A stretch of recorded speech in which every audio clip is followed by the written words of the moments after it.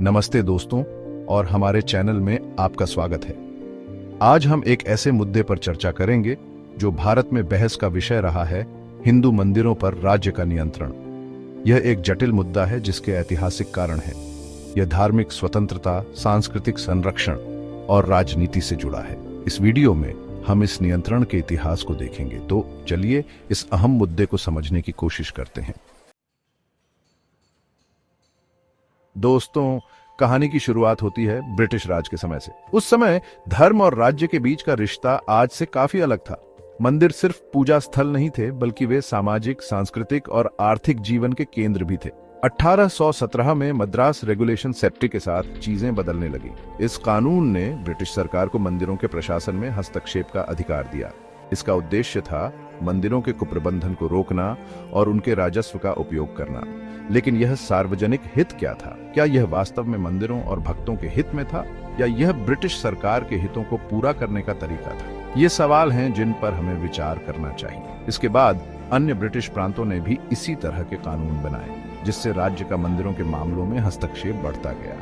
यह प्रवृत्ति, जो उपनिवेशवाद के साथ शुरू हुई, आजादी के बाद भी जारी रही, जिसके बारे में हम आगे चर्चा करेंगे।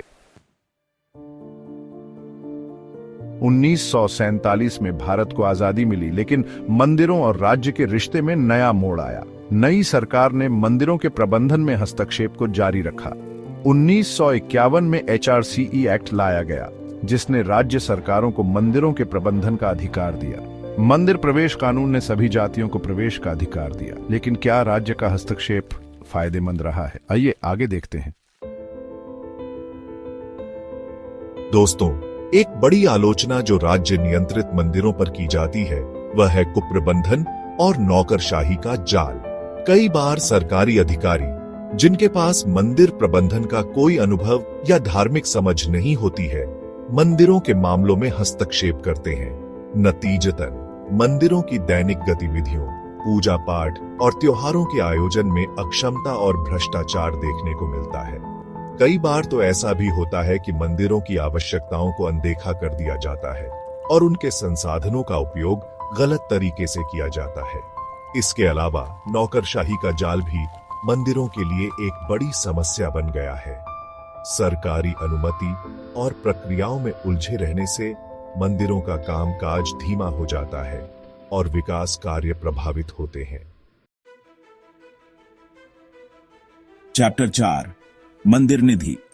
विवाद का केंद्र दोस्तों, एक और महत्वपूर्ण मुद्दा जो राज्य नियंत्रित मंदिरों से जुड़ा है, वह है मंदिर निधि का दुरुपयोग। भक्त श्रद्धा और विश्वास के साथ मंदिरों में दान देते हैं, लेकिन कई बार इस पैसे का उपयोग मंदिरों के विकास या रखरखाव के लिए नहीं, बल्कि अन्य सरकारी योजनाओं या गैर धार्मिक कार्यों के लिए किया जाता है।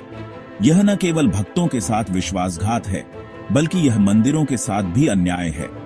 कई मंदिर आर्थिक तंगी से जूझ रहे हैं, जबकि उनकी ही निधि का उपयोग अन्य कार्यों के लिए किया जा रहा है।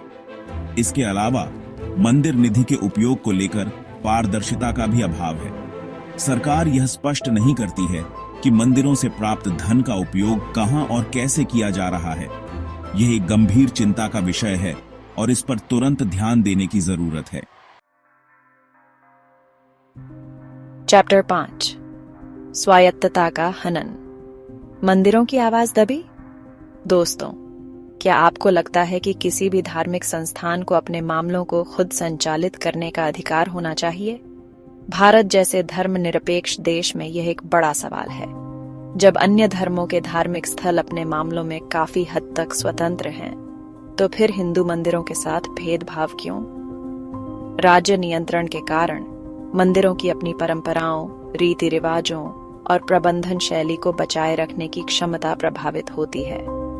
कई बार तो ऐसा भी होता है कि मंदिरों की प्रबंधन समितियों में भी सरकार अपने चुने हुए लोगों को नियुक्त कर देती है, जिससे मंदिरों की स्वायत्तता और भी कमजोर हो जाती है। यह जरूरी है कि मंदिरों को भी अन्य धार्मिक संस्थानों की तरह अपने मामलों में स्वतंत्रता दी जाए। इससे न केवल मंदिरों का बेहतर प्रबंधन होगा, बल्कि धार्मिक स्वतंत्रता का भी सम्मान होगा।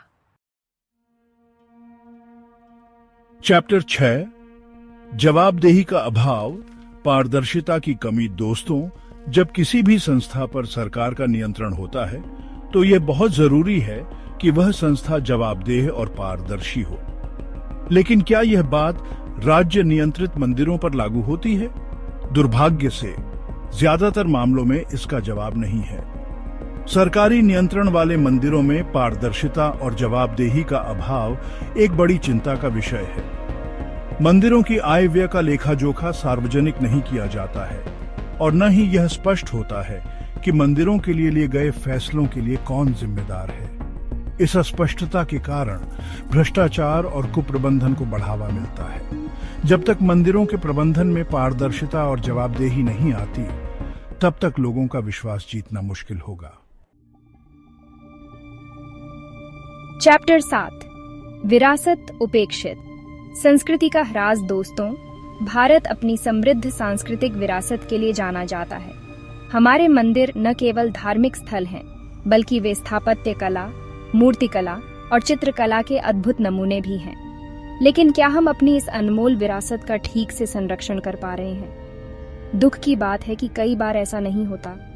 राज्य नियंत्रण के कारण कई मंदिरों की देखभाल ठीक से नहीं हो पाती है। मंदिरों का जीर्णोद्धार नहीं हो पाता, मूर्तियां खंडित होती रहती हैं और दीवारों पर बनी प्राचीन चित्रकारियां धुंधली होती जा रही हैं। ये हमारी सामूहिक विफलता है कि हम अपनी इस अनमोल विरासत को बचाने में असफल रहे हैं। हमें यह समझने की जरूरत है कि मंदिर सिर्फ इमारतें नहीं हैं, बल्कि हमारी संस्कृति और इतिहास के जीवंत प्रतीक हैं। दोस्तों, भारत में धर्म और राजनीति का रिश्ता काफी जटिल रहा है। कई बार यह रिश्ता सामंजस्यपूर्ण रहा है तो कई बार इसमें टकराव भी देखने को मिला है। लेकिन जब बात मंदिरों की होती है तो यह रिश्ता और भी संवेदनशील हो जाता है। राज्य नियंत्रण के कारण मंदिर अक्सर राजनीति का अखाड़ा बन जाते हैं। राजनेता अपने स्वार्थ के लिए मंदिरों का इस्तेमाल करते हैं और मंदिरों के मामलों में हस्तक्षेप करते हैं। मंदिरों की नियुक्तियों में भी राजनीतिक दबाव का बोलबाला रहता है, जिससे योग्य लोगों को मौका नहीं मिल पाता। यह एक दुर्भाग्यपूर्ण स्थिति है जिससे मंदिरों की पवित्रता और गरिमा को ठेस पहुंचती है। हमें यह सुनिश्चित करने की जरूरत है कि मंदिर राजनीति से मुक्त रहें और उनका उपयोग सिर्फ धार्मिक और सामाजिक कार्यों के लिए हो। दोस्तों, भारत एक धर्मनिरपेक्ष देश है जहां सभी धर्मों को समान मान्यता प्राप्त है। लेकिन क्या यह समानता वास्तव में जमीनी स्तर पर भी देखने को मिलती है? जब बात धार्मिक संस्थानों की आती है तो ऐसा लगता है कि सभी धर्मों को एक समान नजरिए से नहीं देखा जाता।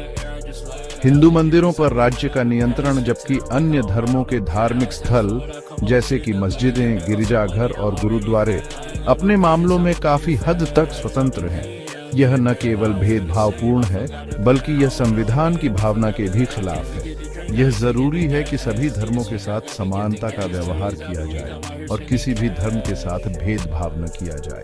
जब तक ऐसा नहीं होगा, तब तक सच्चे अर्थों में धर्मनिरपेक्षता स्थापित नहीं हो सकती।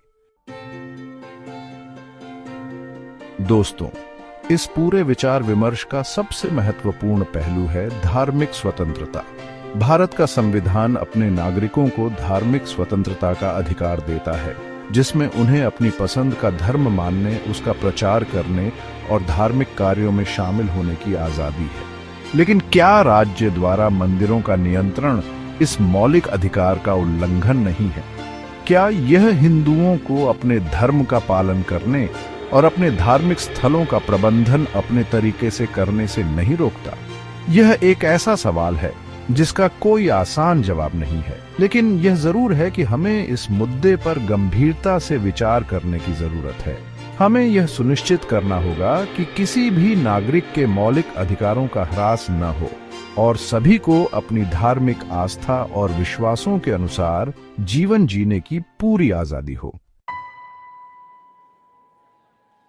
तो दोस्तों, यह थी हमारी कोशिश समझने की कि राज्य नियंत्रण का मंदिरों पर क्या प्रभाव पड़ता है। जैसा कि हमने देखा, यह एक बहुआयामी मुद्दा है जिसके कई पहलू हैं। इसका कोई एक सही या गलत जवाब नहीं है। हमें यह बात समझनी होगी कि मंदिर सिर्फ धार्मिक मान्यताओं से जुड़े नहीं हैं, बल्कि वे हमारे सामाजिक, सांस्कृतिक और ऐतिहासिक पहचान का भी एक अभिन्न अंग हैं। इसलिए उनके प्रबंधन को लेकर किए गए किसी भी फैसले में इन सभी पहलुओं पर विचार करना जरूरी है। अगर आपको यह वीडियो पसंद आया हो तो इसे लाइक और शेयर जरूर करें। साथ ही इस मुद्दे पर अपने विचार कमेंट बॉक्स में जरूर साझा करें। अगले वीडियो तक के लिए नमस्ते।